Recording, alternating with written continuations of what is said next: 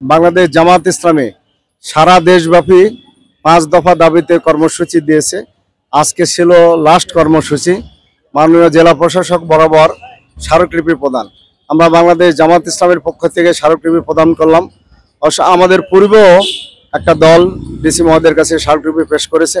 আমাদের দাবি জুলাই সনদের আইনি ভিত্তি দিতে হবে এবং আগামী নির্বাচন জুলাই সনদের ভিত্তিতে হতে হবে এবং আগামী নির্বাচনে level playing field free fair নির্বাচন হতে হবে এবং তা আমরা মনে করছি পেয়ার পদ্ধতিতে হবে।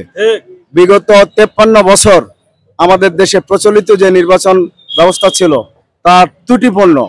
আমরা মনে করি এই নির্বাচন পদ্ধতিতে 30% বা 36% বা 2% লোকের মতামতের ভিত্তিতে সরকার পরিচালনার দায়িত্ব ইতিপূর্বে তারা পালন করেছে। আর অধিকাংশ ভোটের কোনো মূল্যায়ন এখানে থাকে না।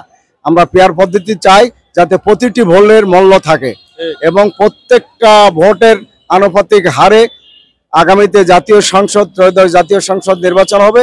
সেখানে জনপ্রতিনিধি থাকবে, যার যার দলের যার যার আদর্শের কথা বলবে। আগামী দিনে সবার বাংলাদেশ গড়ার জন্য সবারই পার্টিসিপেট আমরা কামনা করি।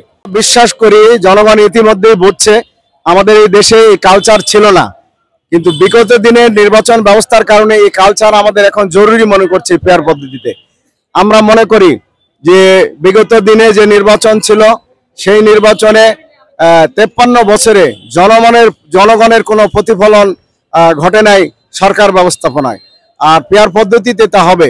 একসময় আমাদের দেশে নির্বাচন ব্যবস্থা এতটাই ত্রুটিপূর্ণ যে কেয়ারটেকার সরকারের দাবিতে আমরা রাজপথে আন্দোলন করেছি।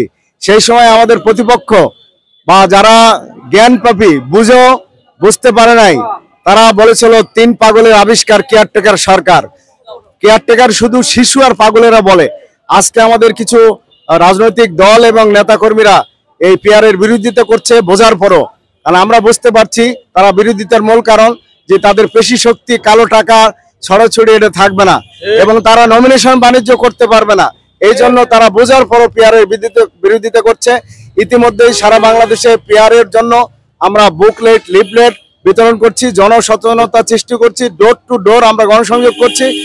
কেউ এককভাবে যেন কেউ যে ফাসিস্ট হিসাবে জালেম হিসেবে আবার জাতির ঘাড়ে চাপতে না পারে, আমরা এই জন্য পেয়ার পদ্ধতি দাবি করছি।